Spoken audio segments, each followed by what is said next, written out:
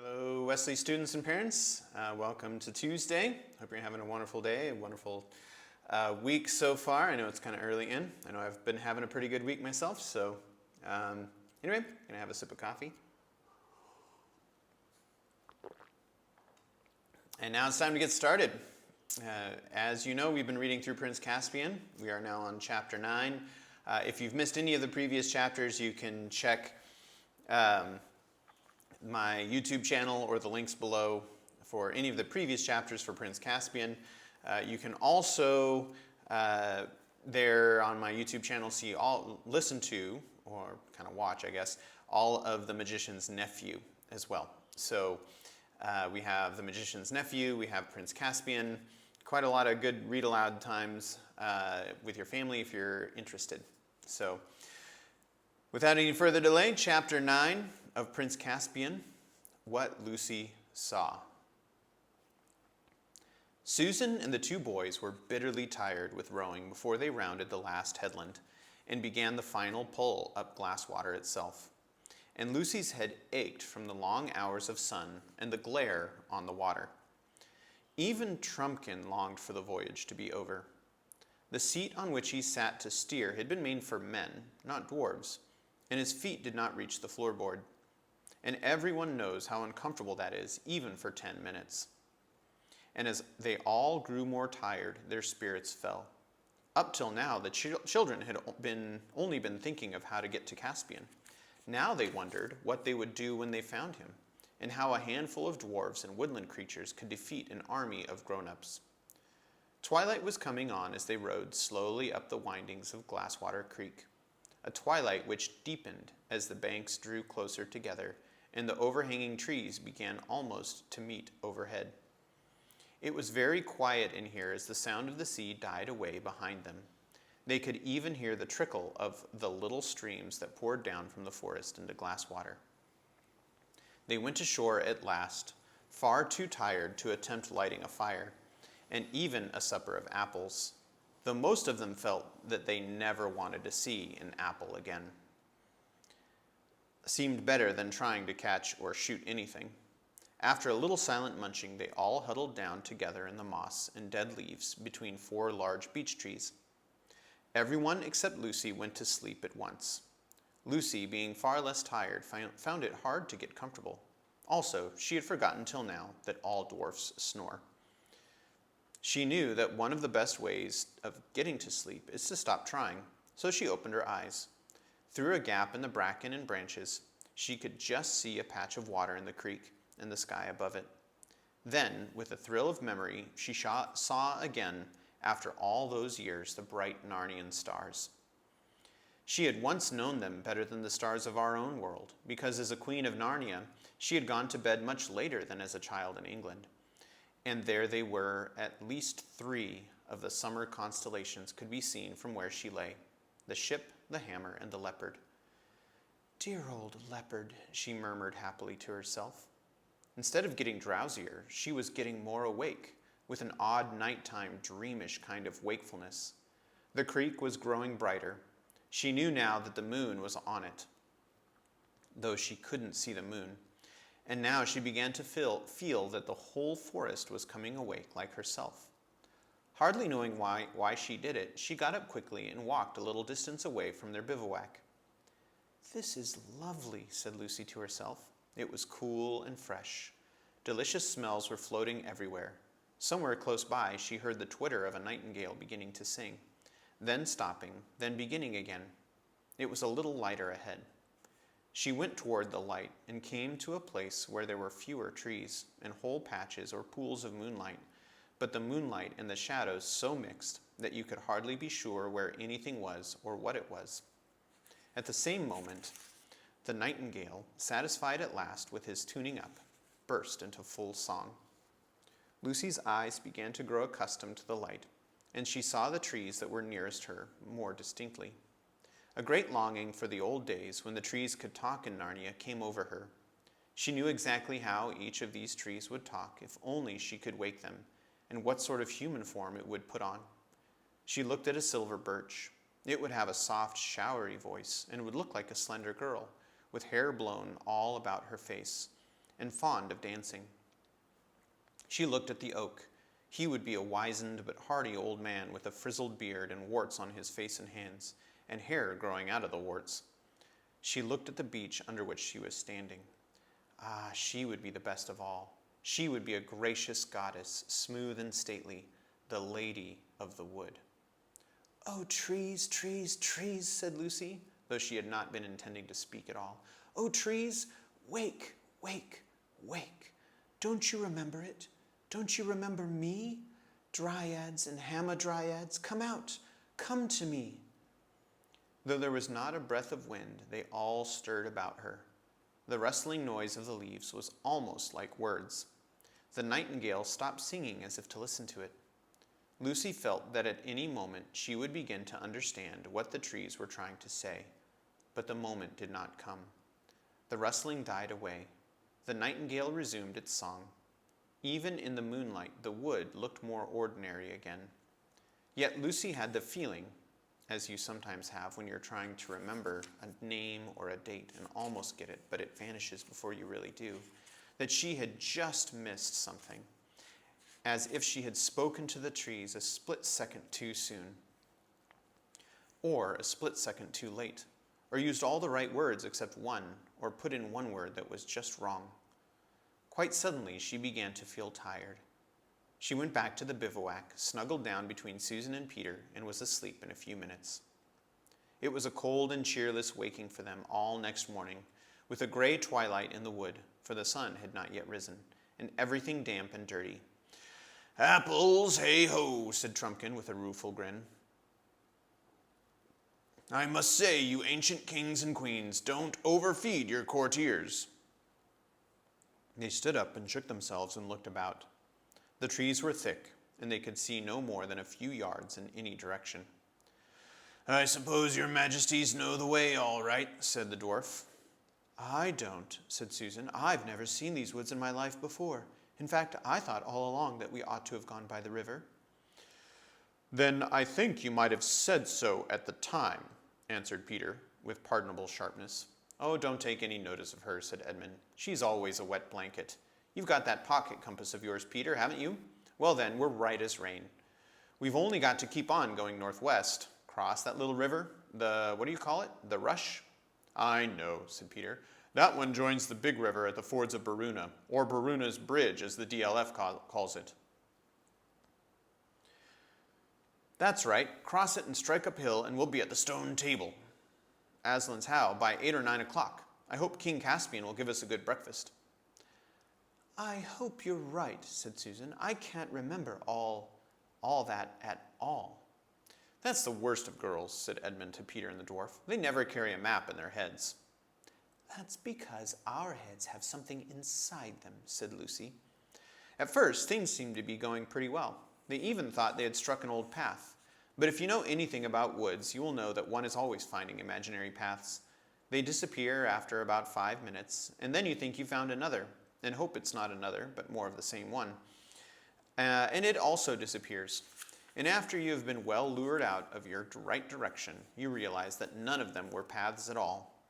The boys and the dwarf, however, were used to woods and were not taken in for more than a few seconds. They had plodded on for about half an hour, 3 of them very stiff from yesterday's rowing, when Trumpkin suddenly whispered, "Stop!" They all stopped. "There's something following us," he said in a low voice, "or rather, something keeping up with us, over there on the left." They all stood still, listening and staring till their ears and eyes ached.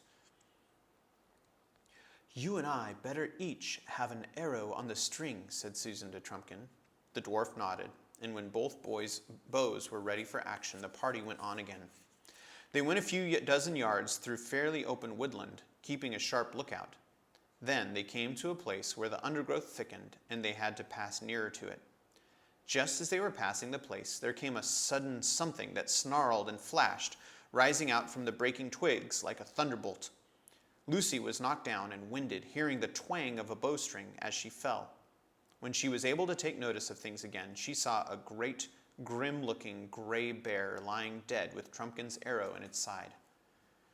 "The DLF beat you in that shooting match, Sue," said Peter with a slightly forced smile. Even he had been shaken by this adventure. I left it too late, said Susan in an embarrassed voice. I was so afraid it might be, one of our kind of bears, a talking bear. She hated killing things. That's the trouble of it, said Trumpkin, when most of the beasts have gone enemy and gone dumb. But there are still some of the other kind left. You never know, and you daren't wait to see. Poor old Bruin, said Susan. You don't think he was he? Not he, said the dwarf. I saw the face and I heard the snarl. He only wanted little girl for his breakfast. And talking of breakfast, I don't want to discourage your majesties when you said you hoped King Caspian would give you a good one, but meat's precious scarce in camp, and there's good eating on a bear. It would be a shame to leave the carcass without taking a bit, and it won't delay us more than half an hour. I dare say you two youngsters, kings I should say, know how to skin a bear? Let's go and sit down a fair way off, said Susan to Lucy. I know what a horrid, messy business that will be. Lucy shuddered and nodded. When they had sat down, she said, Such a horrible idea has come into my head, Sue. What's that? Wouldn't it be dreadful if someday in our own world, at home, men started going wild inside like the animals here and still look like men, so that you'd never know which were which? We've got enough to bother about here and now in Narnia, said the practical Susan, without imagining things like that. When they rejoined the boys and the dwarf, as much as they thought they could carry of the best meat had been cut off. Raw meat is not a nice thing to fill one's pockets with, but they folded it up in fresh leaves and made the best of it. They were all experienced enough to know that they would feel quite differently about these squashy and unpleasant parcels when they had walked long enough to be really hungry. On they trudged again, stopping to wash 3 pairs of hands that needed it in the first stream they passed, until the sun rose and the birds began to sing, and more flies than they wanted were buzzing in the bracken. The stiffness from yesterday's rowing began to wear off. Everybody's spirits rose. The sun grew warmer, and they took their helmets off and carried them. I suppose we are going right, said Edmund about an hour later. I don't see how we can go wrong as long as we don't bear too much to the left, said Peter. If we bear too much to the right, the worst that can happen is wasting a little time by striking the great river too soon and not cutting off the corner. And again they trudged on with no sound except the thud of their feet and the jingle of their chain shirts. Where's this bally rush got to? Said Edmund a good deal later. I certainly thought we'd have struck it by now, said Peter. But there's nothing to do but keep on. They both knew that the dwarf was looking anxiously at them, but he said nothing. And still they trudged on, and their mail shirts began to feel very hot and heavy. What on earth? Said Peter suddenly. They had come without seeing it, almost to the edge of a small precipice from which they looked down into a gorge with a river at the bottom. On the far side, the cliffs rose much higher. None of the party except Edmund, and perhaps Trumpkin, was a rock climber. I'm sorry, said Peter. It's my fault for coming this way. We're lost. I've never seen this place in my life before. The dwarf gave a low whistle between his teeth. Oh, do let's go back and go the other way, said Susan. I knew all along we'd get lost in the woods. Susan, said Lucy reproachfully, don't nag at Peter like that. It's so rotten, and he's doing all he can. And you don't snap at Sue like that either, said Edmund. I think she's quite right. Tubs and tortoise-shells, exclaimed Trumpkin. If we've got lost coming, what chance have we of finding our way back? And if we're to go back to the island and begin all over again, even supposing we could, we might as well have given the whole thing up. Miraz will have finished with Caspian before we get there at that rate. You think we ought to go on, said Lucy. I'm not sure the High King is lost, said Trumpkin. What's to hinder this river being the rush? Because the rush is not in a gorge, said Peter, keeping his temper with some difficulty. Your Majesty says is, replied the dwarf, but oughtn't you to say was? You knew this country hundreds, maybe 1,000 years ago. Mayn't it have changed? A landslide might have pulled off half the side of that hill, leaving bare rock. And there are your precipices beyond the gorge. Then the rush might go on deepening its course year after year till you get the little precipice on this side. Or there might have been an earthquake, or anything." "I never thought of that," said Peter. "And anyway," continued Trumpkin, "even if this is not the rush, it's flowing roughly north, and so it must fall into the great river anyway. I think I passed something that might have been on my way down. So if we go downstream to our right, we'll hit the great river. Perhaps not so high as we'd hoped, but at least we'll be no worse off than if you'd come my way." "Trumpkin, you're a brick," said Peter. "Come on, then, down this side of the gorge." "Look, look, look," cried Lucy. "What? Where?" asked everyone. "The lion," said Lucy. "Aslan himself, don't you see?" Her face had changed completely, and her eyes shone. "Do you really mean—" began Peter. "Where do you think you saw him?" asked Susan. "Oh, don't talk like a grown-up," said Lucy, stamping her foot. "I didn't think I saw him. I saw him." "Where, Lou?" asked Peter. "Right up there, between those mountain ashes. No, this side of the gorge. And up, not down, just the opposite of the way you want to go. And he wanted us to go where he was, up there." "How do you know that was what he wanted?" asked Edmund. I just know," said Lucy, "by his face." The others all looked at each other in puzzled silence. "Her Majesty may well have seen a lion," put in Trumpkin. "There are lions in these woods, I've been told. But it needn't have been a friendly and talking lion any more than the bear was a friendly and talking bear." "Oh, don't be so stupid," said Lucy. "Do you think I don't know Aslan when I see him?" "He'd be a pretty elderly lion by now," said Trumpkin, "if he's one you knew when you were here before. And if it could be the same one, what's to prevent him having gone wild and witless like so many others?" Lucy turned crimson, and I think she would have flown at Trumpkin if Peter had not laid his hand on her arm. "The DLF doesn't understand. How could he? You must just take it, Trumpkin, that we do really know about Aslan.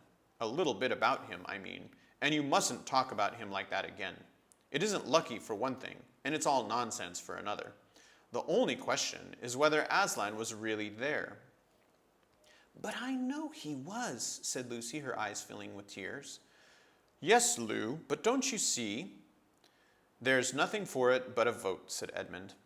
"All right," said Peter. "You're the eldest DLF. What do you vote for, up or down?" "Down," said the dwarf. "I know nothing about Aslan, but I do know that if we turn left and follow the gorge up, it might lead us all day before we found a place where we could cross it. Whereas if we turn right and go down, we're bound to reach the great river in about a couple of hours. And if there are any real lions about, we want to go away from them, not toward them." "What do you say, Susan?" "Don't be angry, Lou," said Susan, "but I do think we should go down. I'm dead tired. Do let's get out of this wretched wood into the open as quick as we can. And none of us, except you, saw anything." "Edmund," said Peter. "Well, there's just this," said Edmund, speaking quickly and turning a little red. "When we first discovered Narnia a year ago, or 1,000 years ago, whichever it is, it was Lucy who discovered it first, and none of us would believe her. I was the worst of the lot, I know, yet she was right after all. Wouldn't it be fair to believe her this time? I vote for going up." "Oh, Ed," said Lucy and seized his hand. "And now it's your turn, Peter," said Susan, "and I do hope—" "Oh, shut up, and let a chap think," interrupted Peter. "I'd much rather not have to vote." "You're the High King," said Trumpkin sternly. Down, said Peter after a long pause. "I know Lucy may be right after all, but I can't help it. We must do one or the other." So they set off to their right along the edge downstream, and Lucy came last of the party, crying bitterly. And that's the end of chapter 9. I look forward to seeing you tomorrow for chapter 10. Have an awesome day.